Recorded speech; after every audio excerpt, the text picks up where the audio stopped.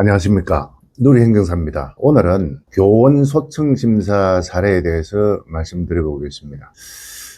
얼마 전 모 고등학교 교장 선생님께서 저에게 전화가 왔습니다. 사유는 징계위원회에 회부되어서 정직 1월 처분을 받았는데 소청심사를 고려하고 있다는 것이었습니다. 사유는 직원 회의 시간에 위화감을 조성하고 고경력 교사들의 퇴직을 압박 또는 모욕감, 대면 보고 요구 등으로 징계위원회에 회부되어서 정직 1월 처분을 받았다는 것이었습니다.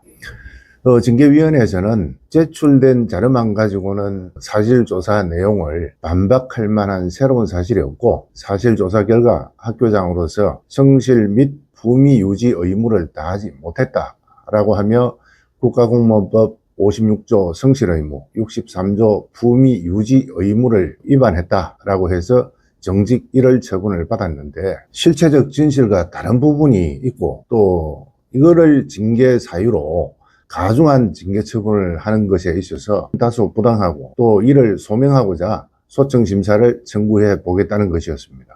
30년간 성실히 근무했고 교장 공모제에 따라서 교장으로 재직하면서 교직감과 비전을 제시하면서 잘 이끌어 나가는 과정에 일부 교사들이 교원의 신분 보장과 안정된 수입을 이유로 현실에만 안주하고 있고, 이 특성화 고등학교였기 때문에 학생 수가 감소하는 것에 대한 고려도 하지 않고 그냥 안일한 사고로 학교 발전에 기미가 보이지 않으니까 동기부여를 위해서 학교 발전의 장애가 되는 요소들을 제거하고 또 학교가 발전해 나갈 수 있도록 하기 위해서 교무 조직을 개편하려고 하니까 기존 행태만 고수하고 매너리즘에 빠져있던 몇몇 교사들의 반발로 갑질 등으로 진정을 했던 것입니다.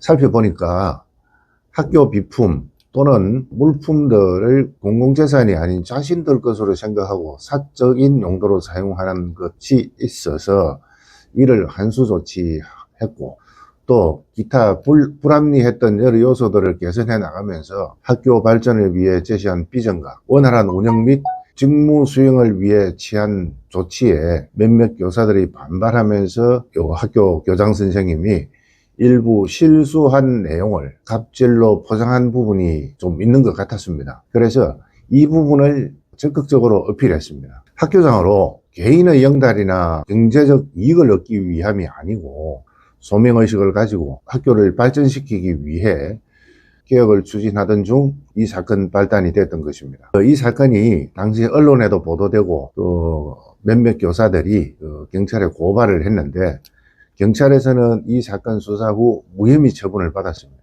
그런데 가중하게 정직 1월 처분을 했던 것입니다. 그래서 제가 그 사실을 쭉 들어보고 보니까 학교장으로 불합리한 부분을 개선하고 학교 발전과 비전을 제시하면서 원활한 운영 및 직무 수행을 위해 노력한 점이 충분히 보였습니다. 그리고 또 학교를 발전시키기 위해 학교장의 재량권도 있습니다. 재량권으로 잘 이끌어 나가지 못한 부분도 있지만은 현 시대에 변화하지 않으면 도태되는 것을 알고 있으면서도 몇몇 교사들이 현실에만 안주하려고 하는 이런 학교 문화가 있었던 것입니다.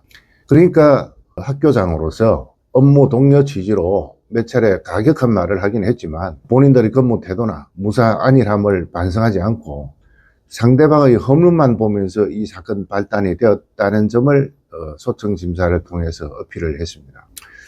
그러자 소청심사위원회에서는 이를 참작해서 정직 1월 처분을 취소했던 것입니다. 위 사례처럼 정직이라는 중징계 처분에서 소청심사를 청구하면 강행되는 경우도 있지만 취소 처분을 받은 사례는 극히 드뭅니다.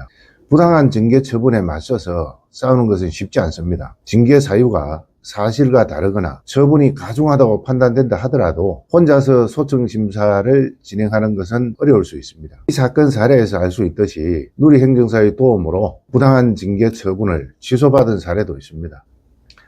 만일 여러분이 부당한 징계 처분을 받았다고 판단되면 누리행정사와 함께 권익을 보호하십시오. 오늘은 교원 소청심사 사례 중 부당한 업무 지시, 갑질 등으로 정직 1월 처분을 받았던 교장 선생님 소청심사가 취소 처분되었던 사례를 가지고 대화를 나눠봤습니다.